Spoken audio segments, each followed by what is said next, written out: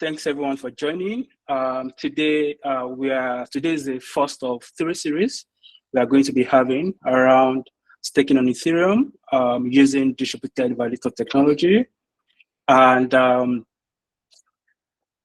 outline for today's talk is basically just focused on the DVT technology itself, right?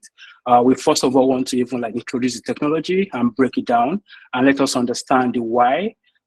Why we want to use this technology, for staking, right?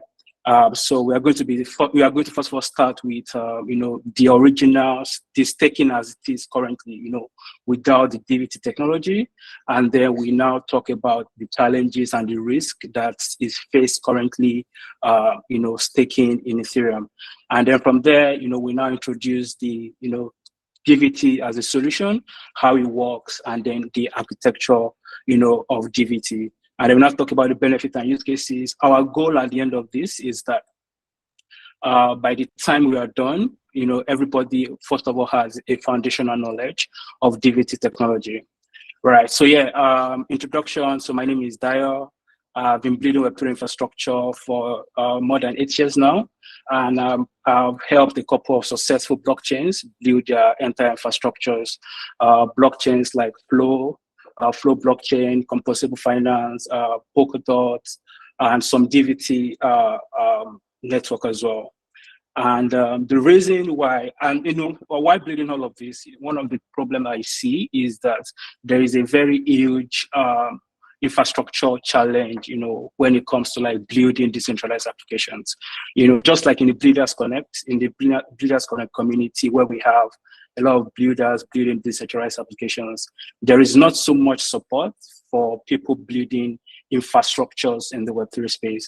And this is the reason why, we came together to build, especially because of our experiences building and solving Web3 infrastructure problems for networks. We now decided to build a platform around this that solves this problem for everyone.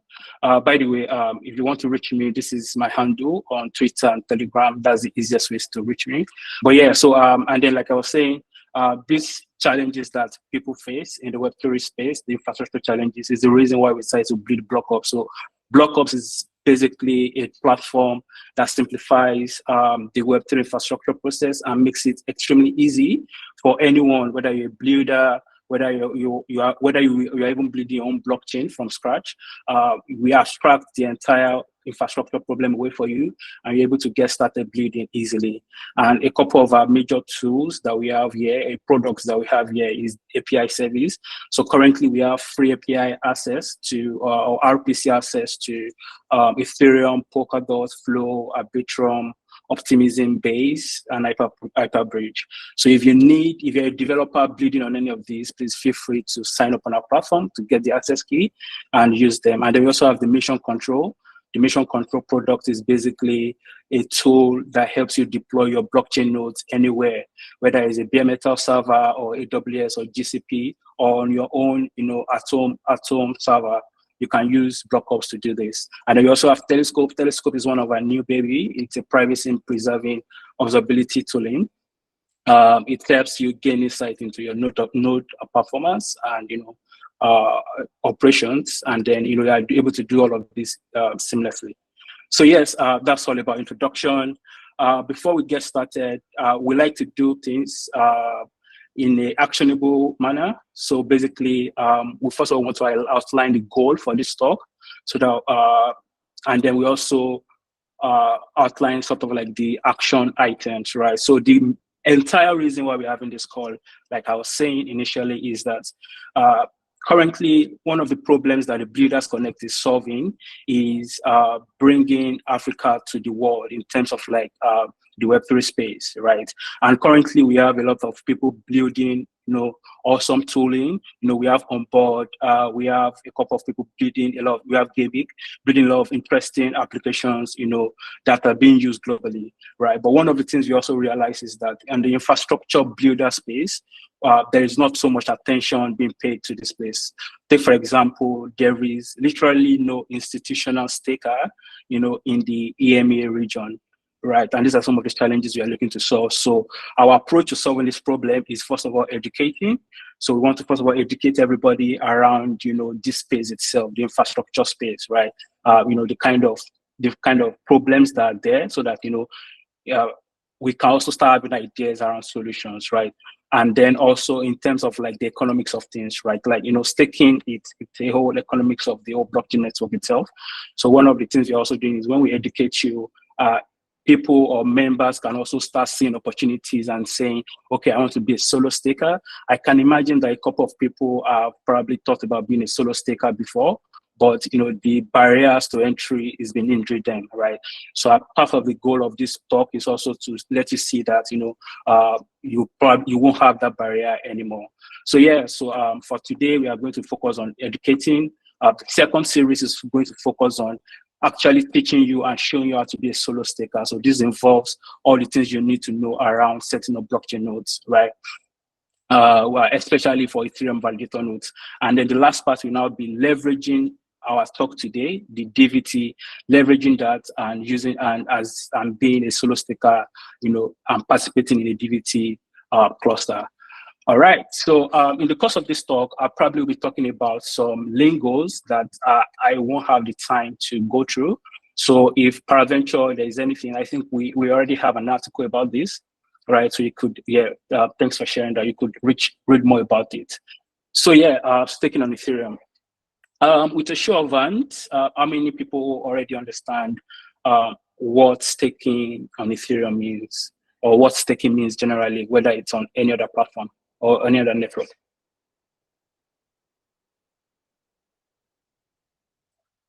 All right. Okay. All right. All right. Thanks. Okay. So I think everybody have a pretty good idea. So, but just to summarize, so staking is basically the process of depositing a form of collateral to participate in the security of a network, right? And for you to do that, the moment you deposit some certain amount, you basically activate your role as a validator. Right. And one of the things that happens from here is that for you to be officially recognized as a validator, there are a couple of things, or there are two major requirements that you need. The number one is the collateral, right? The collateral, for different blockchain networks, there are different collaterals, right? But for Ethereum, the collateral is 32 ETH, right? And currently, with the current price of Ethereum, one ETH is about $3,000. So if you do the math, that is about $96,000 for you to be a validator on Ethereum. But that's not all. You also need to run a validator node. Now, a validator node comprises of three major clients. We have the execution client, we have the consensus client, and then we have the validator client itself. Each of these clients perform different roles, like the validator client for like proposing blocks and attesting to blocks, the execution client for guiding transactions, the consensus client where some of the agreements on the blockchain is being made. Now, for someone that is interested in staking on Ethereum, like I said, you need 32 ETH, and then you need to run a software. Now, the good thing about this is anybody can do it. Let's say, when assume 32 ETH is easy for anybody to get, right? Anybody can do this, but the moment you start, right, you are one of your responsibility. Remember, like I said, you are now a validator. You are now a validator in the Ethereum ecosystem. So that means that you've been conferred the role and responsibility of a validator. And what are the roles and responsibility of a validator? Two major roles of a validator, or responsibility rather, is number one, you are responsible for proposing a block production, or proposing block production. That's your number one responsibility. And the second responsibility is you are responsible for attesting to the validity of a block. So if you can think of a block like a transaction or whatever message that you want to add to the block. So your role is, you are basically sort of like the the auditor in this case. So your role is, like I said, proposing a block production and then attesting the validity of this blockchain production. Now, if you think about it, you are doing a lot for the Ethereum network. you are spending your compute resource to set up a validator node, because that's another thing. You need actual technical experience to be able to like set up a validator node, or at least to the basics, right? To set up a validator node to run the softwares, right? And then you also need to stake your own money, 32 ETH, to be a validator. And then if you think about it, what the Ethereum network now does is there is now a reward for you for performing these roles, right, or performing these responsibilities. Now that reward, it's an handsome reward. So it's sort of like, if you think about it, just putting your money somewhere, and then it's sort of like a very good passive income where you are assured of your starting capital, but then you also get like daily or monthly income from it, which is good, except that there are risks involved, right? In as much as it is good which is where we're talking about the challenges. So in as much as it is good, it sounds good, you get rewarded, but there are certain challenges and risks that could stop you from actually getting the reward. That's one. There's even a much larger risk where you could actually even lose your entire capital, like your entire staked collateral. Imagine staking 32 ETH and losing everything. So these are major challenges and risks, and we could just talk about them briefly. So the first one is single point of failure, right? In the sense that as a validator node, when you are running your validator software, if peradventure anything happens to your validator node, you are not able to get reward, and you are at the risk of losing or gradually losing your staked collateral. Maybe something happens. Maybe it could be a downtime. It could be a natural disaster. Anything could happen, right? But when that happens, your validator node is at the risk of failing, right? That's one major challenge. And that challenge might seem okay if you are thinking about it in terms of like a solo staker, right? So another thing I also want to quickly mention is that there are different levels of stakers in the Ethereum ecosystem. There's the solo stakers. So solo stakers are mostly like individual stakers, right? So like I can decide to be a staker and have my own validator node running at home, or maybe on GCP or anywhere, right? Or anybody in this call could do that, right? But there are some people, or there are also another set of people we call them institutional stakers, right? And I'm pretty sure that some of us might have seen them at one point or the other, where some people will say, bring your ETH and stake it with me, and you will get a certain interest on it. A couple of people do this. There are exchanges does this, right?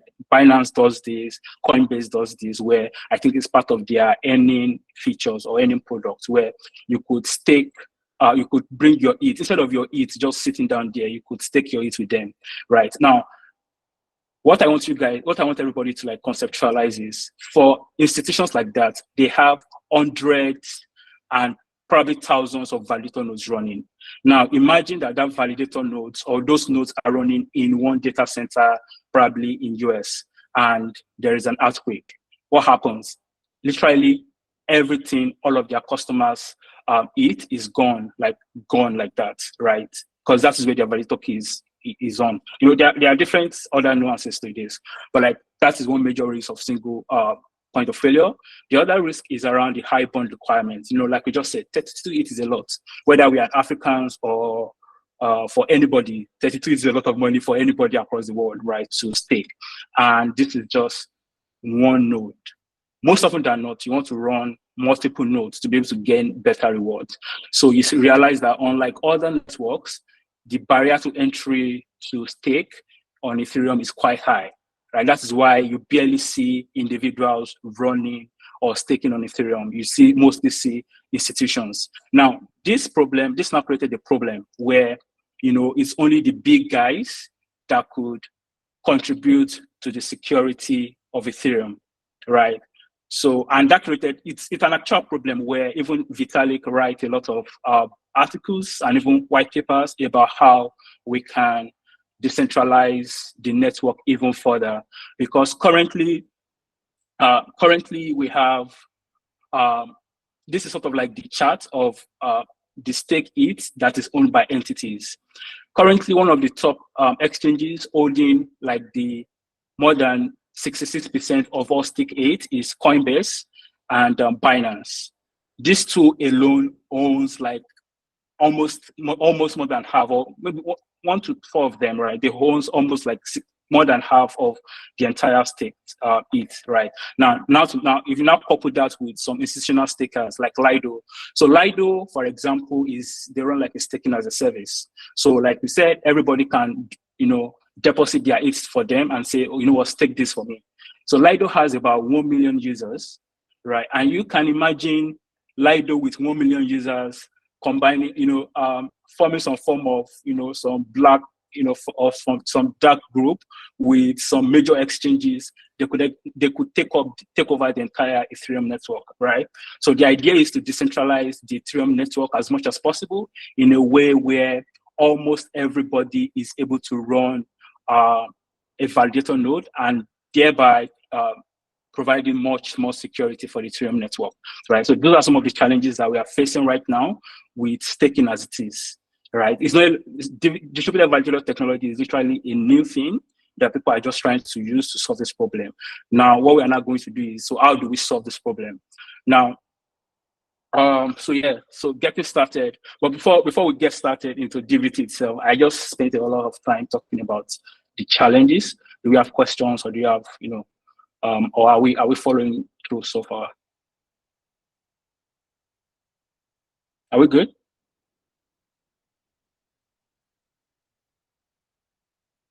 Or have I been on mute since? Okay. All right. So yeah, distributed validator technology is basically a way. Remember, I just explained how running a validator works. So distributed validator technology is a way of running validators in a distributed manner. Right. Now, to explain further, I think one key piece of information I missed out is for you to run when you are running a validator node, one major thing that distinguishes you or that allows you to perform your roles is a key that you generate. So we call it the validator private keys, right? Of course, you generate your public and private keys. But for now, let's focus on the private key, right? You generate your validator private key. Now, this private key is sort of like think about it like your master key. This is what you use for doing anything in the Ethereum network.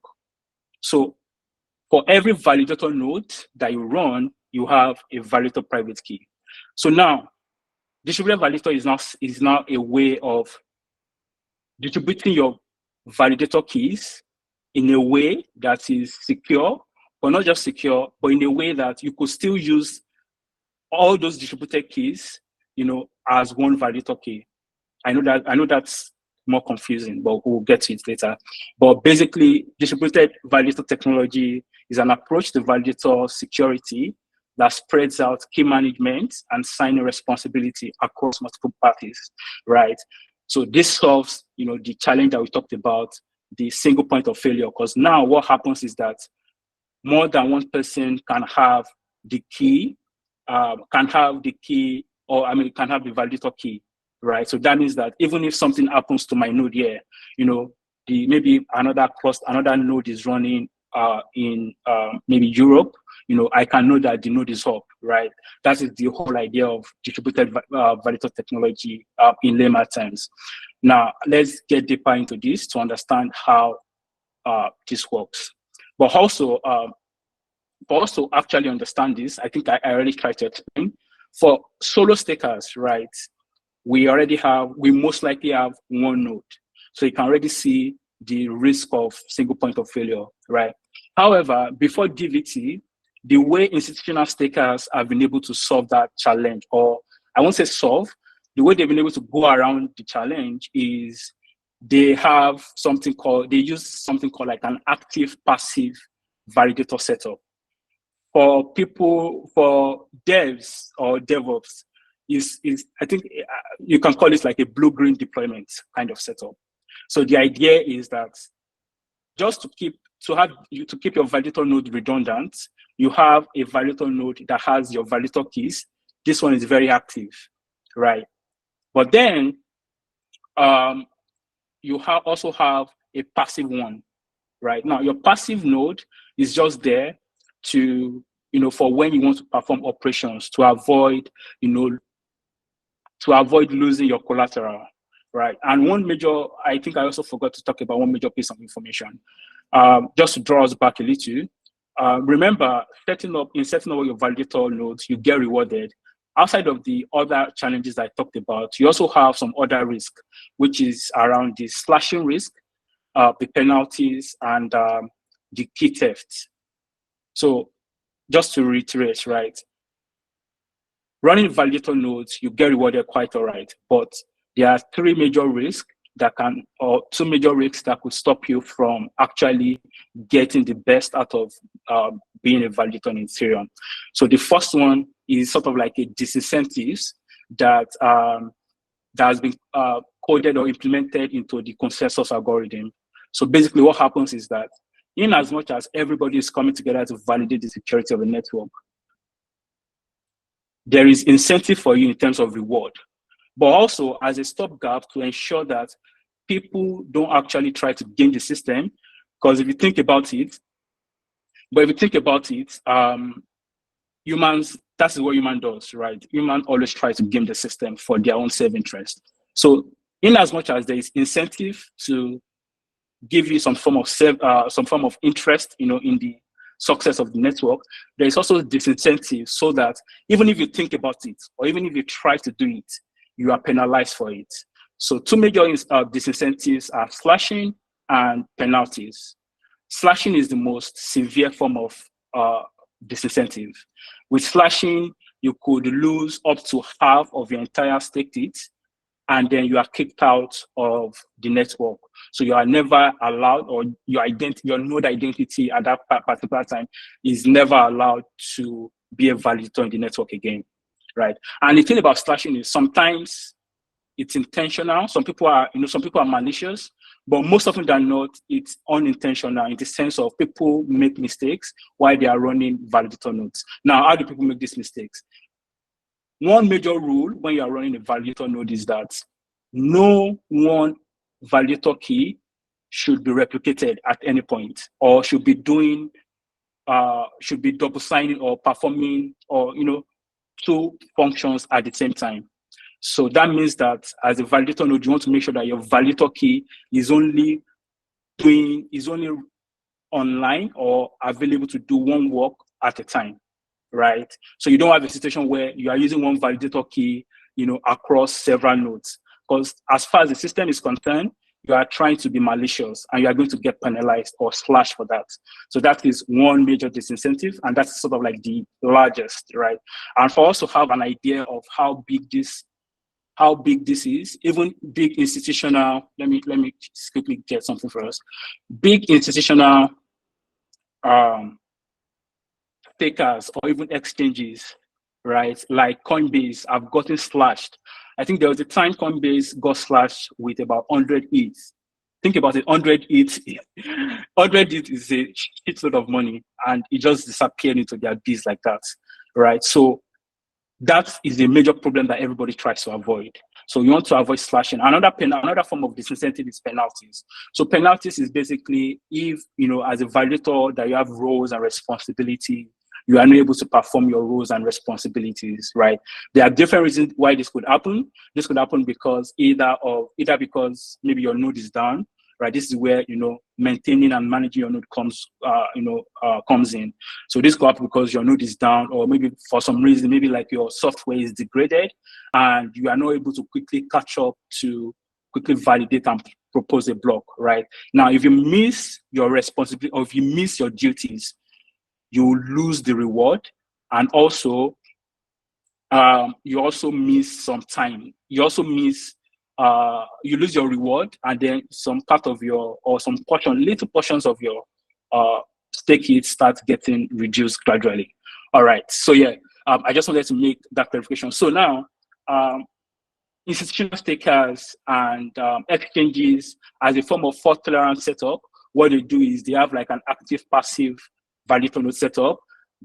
The active one is where the validator keys are on, and if they need to do any form of maintenance that is going to cause downtime, they strategically and carefully make sure that they move their private keys from the active node. This is not a copy. You don't copy, you move it from the the active node, and you move it to the, to the new node you want to move it to. Because if by any form of mistake, two validator keys are online at the same time, you get slashed, and that's the end for your money, right? So now, if you think about what we are not trying to do with distributed validator technology, DVT is not trying to do this in a way where I can now have an active validator setup. So this means that all of my validator, I can have, remember, I have a distributed validator keys, and then all the keys can be online at the same time without the risk of slashing. Now, if you ask, how does this happen, right? This is where we're going into how it happens, right? So we are going to go talk about, just surface level how DVT does all of this. So the first part is around the cluster formation, right? This is first of all where you want to, or where you determine by how many groups do you want to divide your validator key into. Remember, for validator node, for one validator node, you have one validator keys. So that means for 100 validator nodes, you probably have 100 validator keys. But each node performing a responsibility has a distinct private key that they use for attesting and block production, right? So what you now want to do in cluster formation is you want to determine, so let's say I'm a cluster, let's say I'm a solo staker, or I'm an institutional staker where I have a pool of machines. Let's say I want to create like a 5-machine redundant setup, right? I want to create my cluster formation. So this is where I create my cluster formation. And what happens in this stage is I first of all decide, okay, I want 4 validator nodes to be responsible for, these validator keys, right? That is the old distributed approach to it. Then what now happens is that after you form your cluster could be a cluster of machines. Of course, at the end of the day, they're all clusters of machines. But once you form a cluster, it could also be groups of friends. Like all of us on this call could decide to form a cluster. Maybe let's say we are 10 on this call, all of us could form a cluster. And then what happens is the next thing is called the distributed key generation process. Now, and this is where the cryptographic miracle happens. So if you think about it, how do you generate a key in a way that everybody have a piece of that key, right?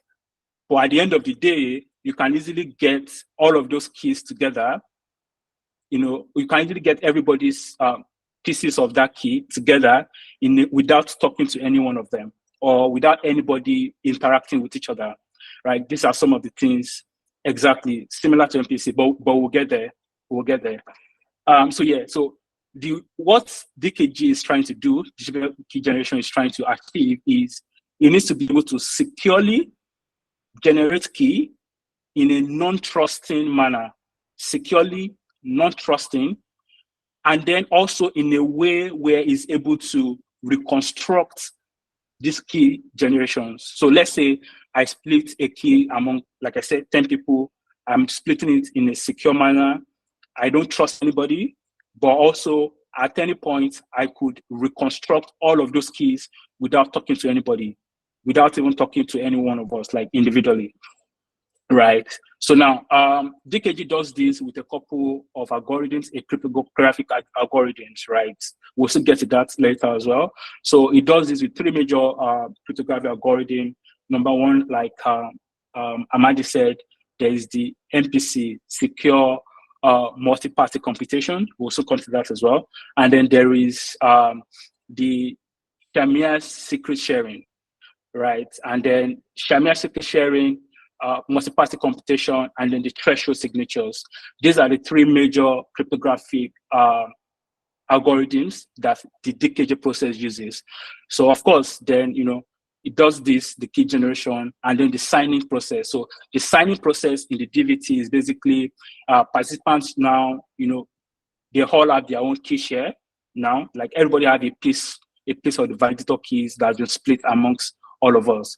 So what now happens is that at every point in time, each one of us can now perform a validator duty, right, with our own share of the keys, right? And like we were saying, what now also happened is that for every of our responsibility, for every signing of transactions that we do, we are doing it in a way where, you know, no party have any idea. Like, it's a non-interactive way, right? You are not interacting with node A or node B. You are signing a transaction on your own. So that means that you have as a distributed validator that in the cluster, you don't even have any idea what's happening with other people in your group.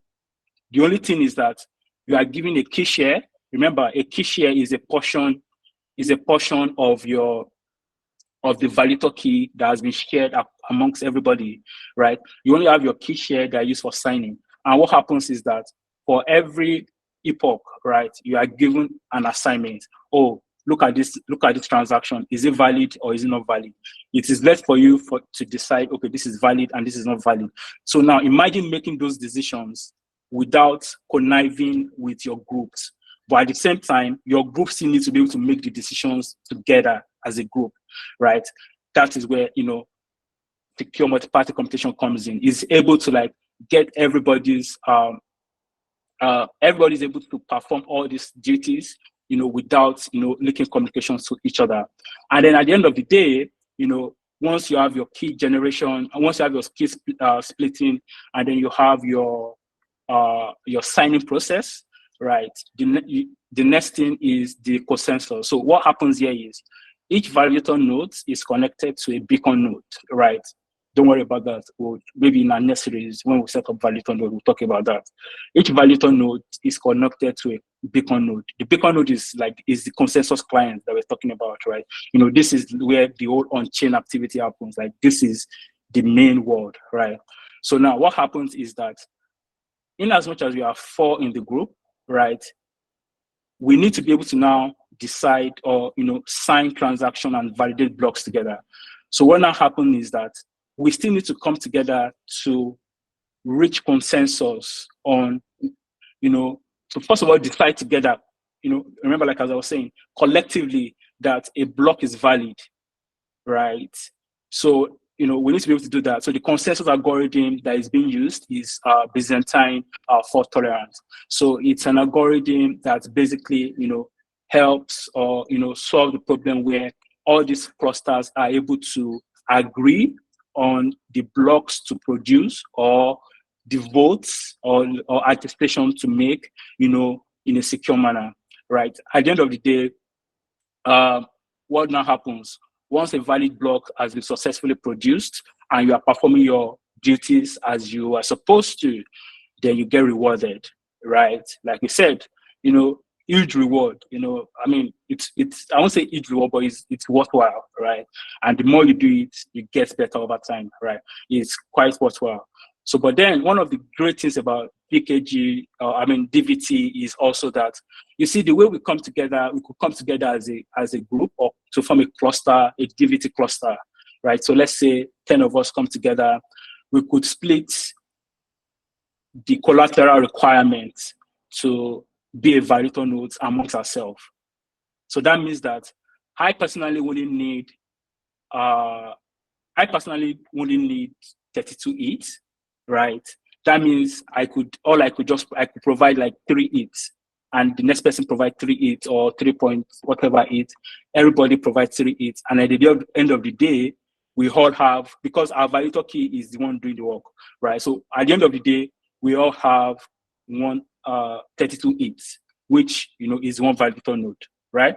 But at the end of the day, when we're able to do all of this distributed validator, you know, gimmicks and do all of the wonders underneath, for every block that we produce, when we get rewarded, DVT also have splitter contracts. That these are smart contracts that is responsible for now distributing this reward proportionally among each participant, depending on the formula that everybody agrees on.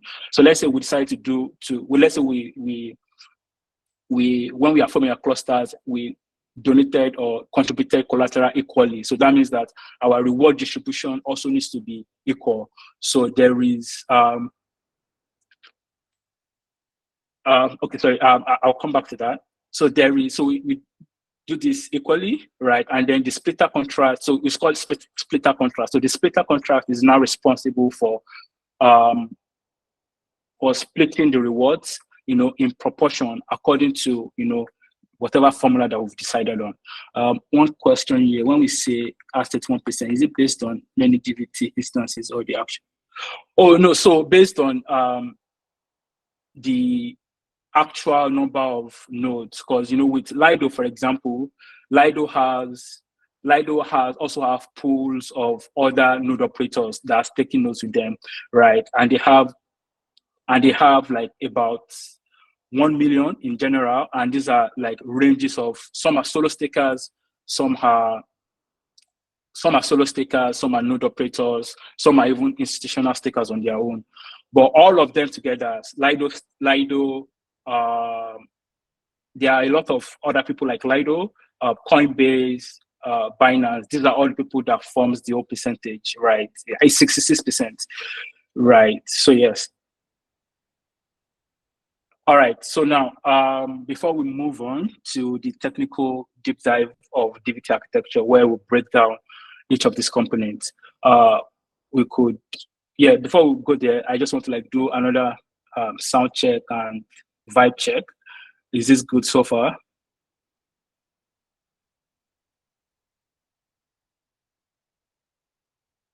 All right, are we good? All right, thanks. All right, so basically that is the process. I just explained how the DVT process looks like. To reiterate, you split the validator keys amongst M of n, like n number of people. You split the validator keys. There is a threshold signature. I'll also talk about it, right? I'll talk about it now. There's a threshold signature where, a certain number of people is required to sign. And then there is the multi-party computation where you are doing this in a way that is non-interactive. And then there's a consensus where at the end of the day, we reach consensus on what block is valid and what block is not valid, and then we perform our duties.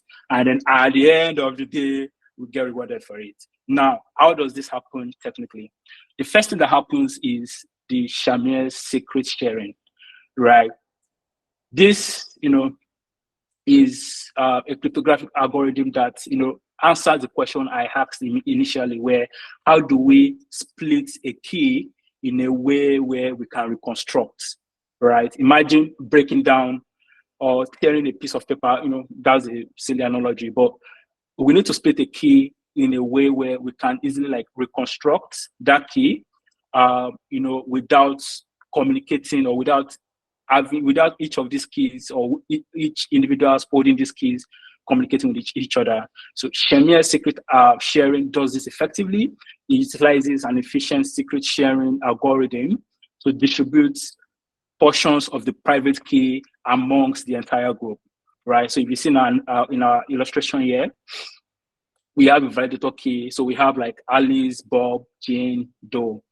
So each of them, they want to be validator nodes. So what happened is that we split one validator key, we split it amongst the three of them, right? So what now happened, amongst the four of them, right? So what now happened is that Alice have a portion. Think about it like a pie chart where you have like a slice, right? Alice has a slice, Bob has a slice, Jen has a slice of the entire key, right? Everybody has this and everybody holds on to it, right? What happens next? What happens next is now these keys that has been split. Remember, we need to make sure that this key can be reconstructed, right? And one easy way to think about this mathematically is this: to think about how we can do this mathematically, where we want to we split a key, but we want that key to be reconstructed in a way where we can get the original key back, right? So the way to do that is called threshold signature scheme, right? So the way threshold signature scheme works mathematically is if you think about a polynomial function, right? Like let's use this illustration. Think about a polynomial function f of x. So think about f of x. I try to simplify this and not bring mathematical actual graphs, right? But think about f of x like these white dots on the y-axis, right? This white dot is the key we are trying to generate, right? That is our function, right? Now, we now have several data points. Now, think about our data points, our, data points on the x-axis as key shares. So let's say A is a key share or B, C. These are the key shares that we split amongst each other. Now, what we want to achieve mathematically is we want to get to f of x, this y-axis. We want to get to this y-axis, right? We want to find out the minimum number of key shares that will get us to this point. Do you understand what I'm saying? So the point of threshold signature scheme is that for you to be able to reconstruct a key, right, you want to find out the minimum or the least minimum amount of key shares that you need to gather to regenerate that key. And if you think about it, for some of us that are science students in schools, I think, we did that a lot when plotting graphs, where, when you want to plot your graph, you have to first of all, you have to find at least the common points where you now draw your line on, right? So what we are just trying to do here is, in as much as we are splitting keys and want to regenerate, right, there is a minimum number of key shares that needs to be able to regenerate that key. So that means that, think about this graph we have here. If you have one key and I erase this line and I say you should, and you don't know where on the coordinates, you don't know where B and C is, or you don't even know where A, B, and C is on the coordinates. I erase the entire line. Just imagine with me. I erase the entire line. You don't know where A, B, and C is. And then I give you the task of, okay, I want you to find the possible lines that would lead to this point, this white point. It's going to be very difficult. It's not even difficult. It's impossible. But what if I give you one? What if I show you one point on the coordinate and I show you, okay, A is here. Even with A, you are still not able to accurately determine which line gets to your white point, which is on your y-axis, right? However, if I give you two, which is what I'm trying to illustrate here, if I give you A and B, you're able to draw a line at least, even if it's between A and C. Regardless, you're able to say, okay, you're able to use these two data points to determine or to get to your point Y. This is all what Shamir secret and threshold signature scheme is trying to do. So the idea is that in as much as we are splitting these keys, there is a minimum number of key shares that is required to be able to regenerate that key in the exact same form that we distributed the key. Are we good? All right. So yeah, which is basically what I've explained. Thank you. Which is basically what I've explained. Shamir secret splits and then key generation. Now, the threshold signature also, another thing the threshold signature does also is, outside of making sure, finding the list number to regenerate the key, you also needs to make sure that this same list number of people are available or online to sign a transaction. Now, in as much as we are saying that distributed key generation or distributed validator nodes rather, in as much as it's distributed in a way where now, because it's distributed, I don't need all nodes to be online for me to perform my validator duties, right? In as much as I don't need all nodes to be online, there is still a minimum amount of node that is needed or required for your validator node to still be online. And this is what is called the threshold signature. So, and there's a way this is being calculated, right? But we don't need to worry about that, right? But the algorithm that does that is what I've explained. So what now happens is we have our key generation. And at the end of the day, we have our key generation. Like I've already explained all of this. We have our key generation, and then when we reach consensus, we now before we don't let me get ahead of myself. So yes, so we have the two major components in the architecture. We understand that. Now, the other part is now the computation itself. Remember, it's a lot of computation that the algorithm is going to be doing, right? The algorithm is going to be doing a lot of computation in terms of, all of these things I'm saying in layman terms. When the actual computer or the actual algorithm is doing it, it's like a lot of computations, right? So like, but we want to also do this computation, like I said before, in a non-interactive way. So what MPC now does is that it allows for like collaborative, it allows us for like to compute all of this, whether it's the signature or to find out the validity of blocks. We're able to do all of this without us communicating with each other, right? And yes, the next thing around this is now the consensus, which is like the Byzantine fault tolerance, right? Byzantine BFT is basically, and I think one thing I should also note is that for threshold signature signing, right, is not a lot of blockchain that can do this, right? I think for that, you see that process of you splitting a key and several keys coming together to sign a transaction and reconstructing itself is not all proof of stake consensus algorithm that could do this. So for your network to be able to do this, they must be using something called the BLS signature, right? Ethereum uses BLS signature, and that is why it is possible for DVT to exist in Ethereum ecosystem, right? A couple other ecosystem, Polkadot doesn't use BLS, so I don't see them being able to even do DVT. Except maybe maybe they do that in the future. But this signature also is actually important. I forgot to have that, but it's also important, right? It's part of the requirements, or it's part of the requirement that actually makes it possible for you to be able to because it's another thing for you to be able to reconstruct a key to form another key, to form one key, and it's another thing for your consensus, for your blockchain itself, for your blockchain itself to recognize that form of signing, key signing, right? So yes. So in summary, we've talked about the entire DVT process, right? You've talked about how that is done underneath, right? So in summary, validator key of DVT is broken down into 4 major components, right? The DKG generation, this is where we generate the key that is going to be responsible for signing. We have this Shamir secret sharing. This is where we split that one validator key amongst ourselves, and everybody have their own portion or have their own share. The MPC multi-party computation. Some of all these algorithms I'm talking about, they are actually like white papers on their own. I think I will share all of these references.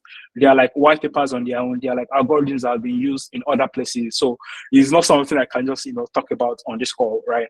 But like MPC, secure MPC, there's secure MPC, right? For DVT, it's secure MPC, right? So secure MPC allows collaborative evaluation and consent for signing duties.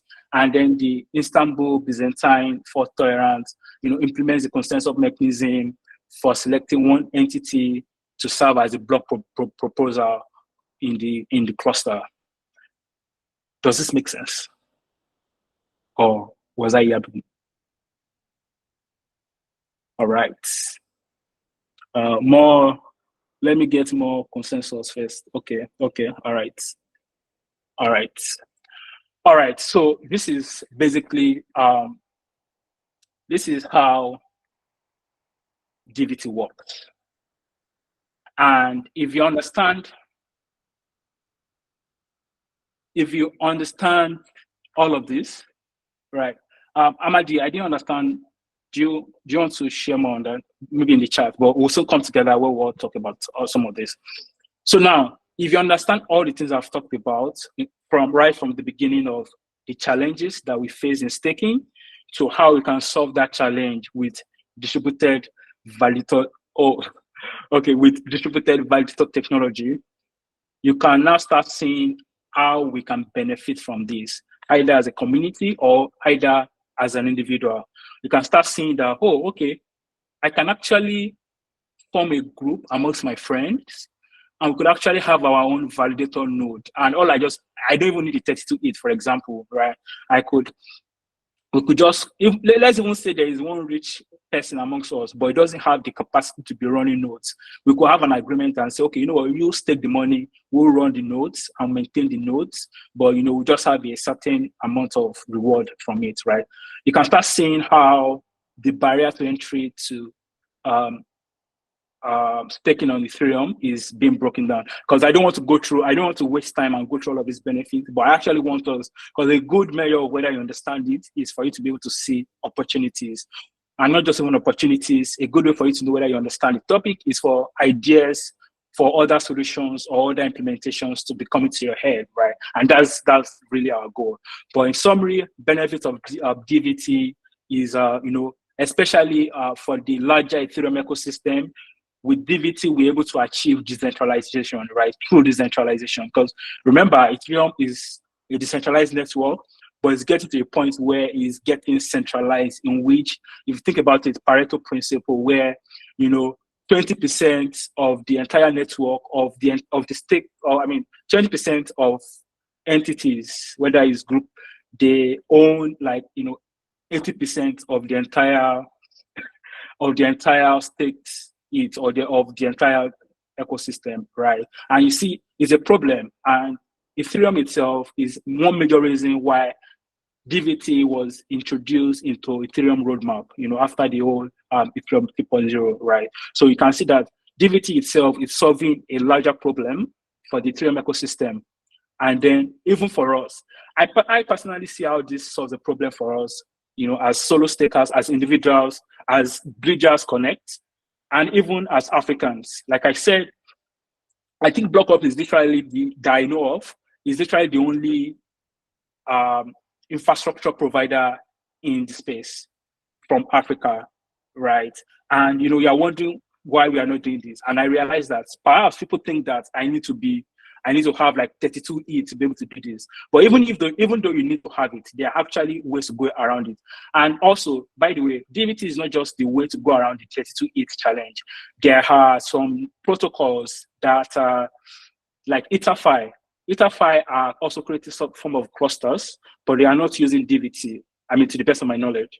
They are just creating a way where you don't need 32 ETH. So they just give with just 3 ETH or so, you could run a validator node on their network, right? They have their way of doing it. I'm just trying to say that there are different approaches to solve this barrier to entry problem, but DVT is the much more secure and long-term trustless version of it, right? Other benefits, guaranteed network liveness.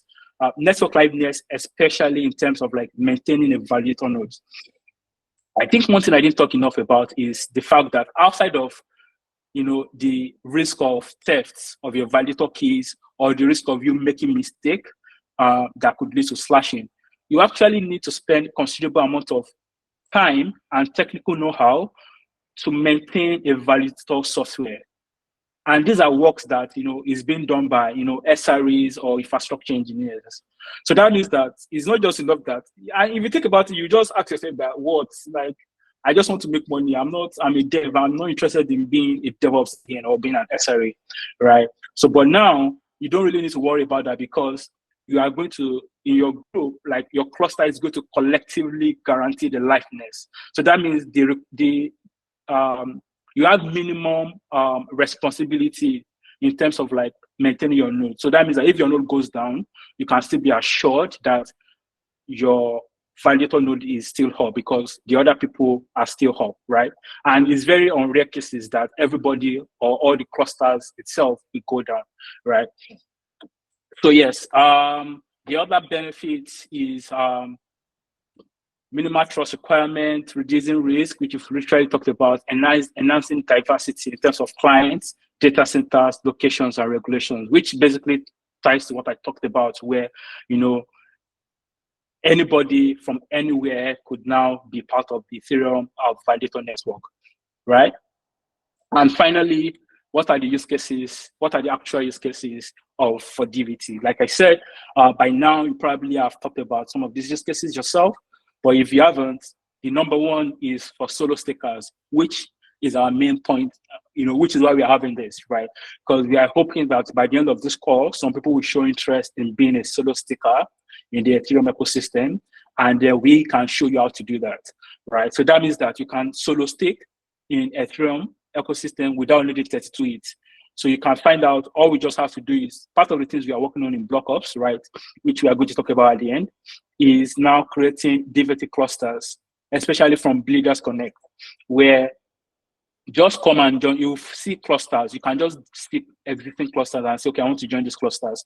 And each clusters will show you their minimum requirements. Probably is 1 ETH or 0.5 ETH. And from there, you can start growing and start doing stuff, right? Because by the time your rewards start compiling, you can start. You can also start, before you know it, you already have 1 ETH, and before you know it, you actually have. You can actually retire without retiring, just saying.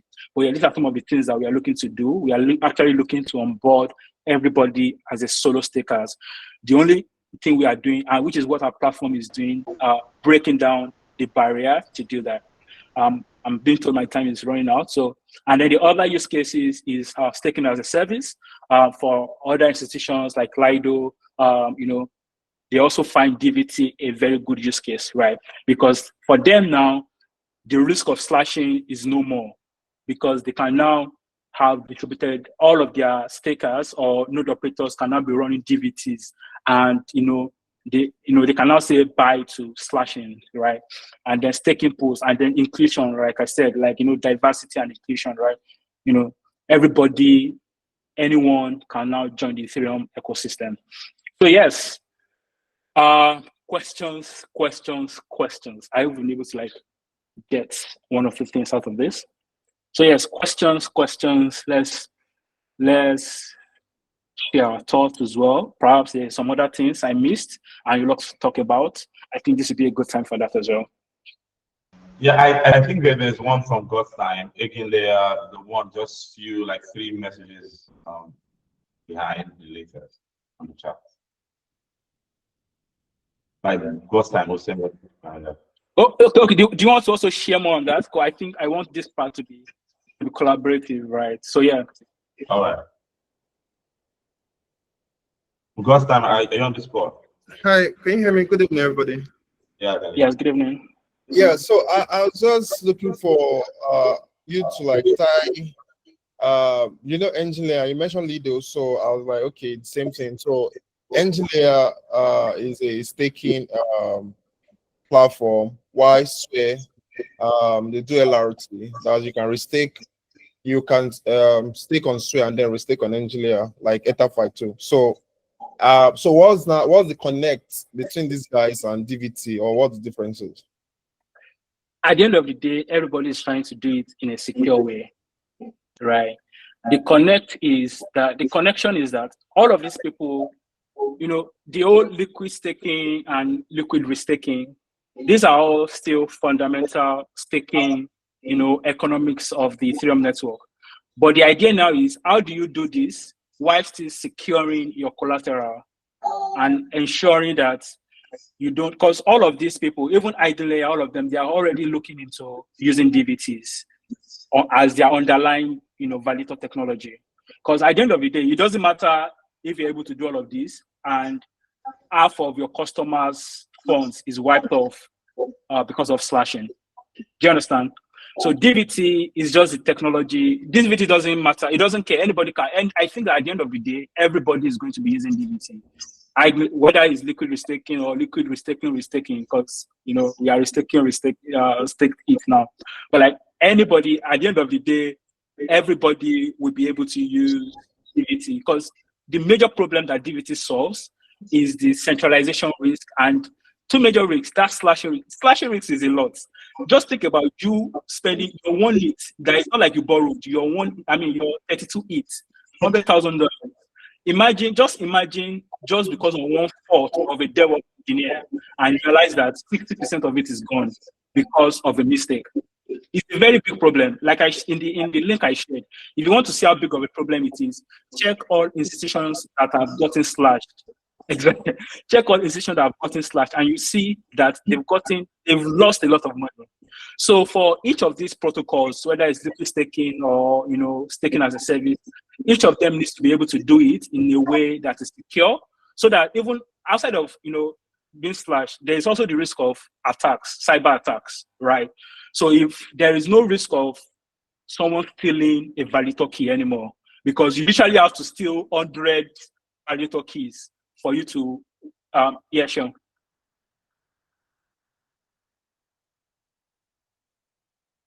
Yeah, go ahead, Sean, you're on mute. Okay, thanks, Dayo. I enjoyed this session because this is something that I've sort of been interested in for a while, and I wish that a lot of our developers would take advantage of. But what I just did was that I just decided, because I remember when Etherfi set up there was a time Etherfi came up with an option for people to sort of contribute, no, not contribute, to volunteer to be like a validator, and then they will send you it. Actually, I remember that time I actually signed up, but I never got feedback from them. I guess maybe at the end of the day they didn't consider me. Yeah. But what I want to ask now is, are you offering a service that allows us to create DVTs? Is that what you are doing now? I want to be sure so I don't Yes. mistake exactly. And then Yes. also I can see that you are interested in meeting with people who want to who are interested in doing a DVT. So for people who have 2-3 hits that they want to sort of use and join with other people, how can we go about that? Thank you. Yes, good question, Sean. Thanks. So what we are now doing is that, yeah, you're very right. So now what we are doing is we are currently in the testnet phase, right? Where we are creating, we can now have like clusters, you can join clusters on BlockOps network, right? And then you can bring your 2 ETH, 1 ETH, 3 ETH, and then you can come and join clusters. That's one. That's for the financial part of it, or like the collateral part of it. But secondly, also, right, we'll now also make it very easy for you to set up the infrastructure around it, which is like whether you want to set up the node. One of the things we're also doing is we already have partnership with like Main1, right, where we're also going to be having local data center, our own data center. So peradventure, you don't want to go through the whole stress of maintaining your own server at home, and you don't want to be incurring cloud cost, and you want like a minimum rack that could be using that someone else is managing. So one of the things we're also doing is providing different options for people, because at the end of the day, yeah, sure. Good. So I have a follow-up question. Sorry to interrupt you. I have a follow-up question. Are you going to help people eventually create setup boxes that will allow them to do slow staking if somebody eventually, because me now I have plans to actually get my 32 ETH, but I think now the goal is to even increase the limit to 2048. So you might not need to have 32 ETH again now to be a slow staker again. So you guys have plans to give to sell or create setup boxes that can just purchase, just set up my my staking node at home and then carry on. Sorry to interrupt you, but yeah, thank you. Good. Yeah, I can see that you are already on the path. Unfortunately for now, that is not in our roadmap, right? That requires a lot of funding for us to be able to do, for us to have our own compute hardware. However, there are some people doing that already, like DApp node, right? So you could go to DApp node. Let me drop that. So you could go to DApp node. DApp node, I think I have like a DApp node that I bought one time ago, right? So you could have like your own DApp node. DApp node basically is like a very compact hardware. It's a computer at the end of the day. It's just like your laptop. If you don't want to go through, if you just want like a dedicated box, right? So there's DApp node. But for now, to answer your question, we don't have that in our roadmap, right? So yeah. But yeah, have I been able to answer your other questions? And then Godspeed question, have I been able to answer your question? Thanks. Yes, you did. Thank you. All right. So yeah, to also reiterate, right, what we're also doing is please, yeah, they've dropped the link. If you are interested, like Sean, in being a solo staker, on our network. We are going to be starting with testnet first. We are going to be launching our testnet. We have a product we are launching first, but we're going to be launching our testnet, and then everybody can join and be a solo staker. And they can join our cluster, rather our DVT cluster, and be a solo staker, right? So reduce barrier to entry. So if you are very, very interested in this, please fill out this form. We just need to know very basic, just your email, so we can follow up, right? And then the next thing after this is that we are now going to go through, especially for someone like Sean, where we want to now teach you or walk you through the technical requirement, or sort of like break down the technicalities around setting up and maintaining a validator node, so that, because our goal is that by the time we are done with this, like we are done with this session now, everybody have a good understanding of DVT. The second thing now is that everybody knows everything they need to know around maintaining a validator node, so that when you are joining our testnet, the experience is seamless for you. You don't have to start Googling, oh, okay, which client do I use? Or how do I optimize for high bandwidth? How do I optimize for throughput, right? These are some of the things that we are going to be teaching in the second series. So our second series, we are going to be having a much more technical workshop where we'll be running the validator nodes together. But of course, we are going to be running the validator nodes for now on bare metal server. So as time goes on, the idea is, even like for boxes, for hardware boxes, you can also be able to do all of these things easily from there, right? And that's one of the great things about BlockOps, where you could be able to do, right? Or maybe you have AWS credits. You could also like set up set up an AWS instance or GCP instance. Or personally, I don't even recommend people using AWS or GCP, because they will charge you to your neck for bandwidth, right? And if there's anything about running validator nodes, you require a lot of bandwidth, right? So I would recommend like all these platforms like DigitalOcean, Exna, OVH, where the cost is pretty much definite, right? So that's it, by the way. But yeah. Any other questions, contributions? I think we've run way over time. I apologize for that. So yeah.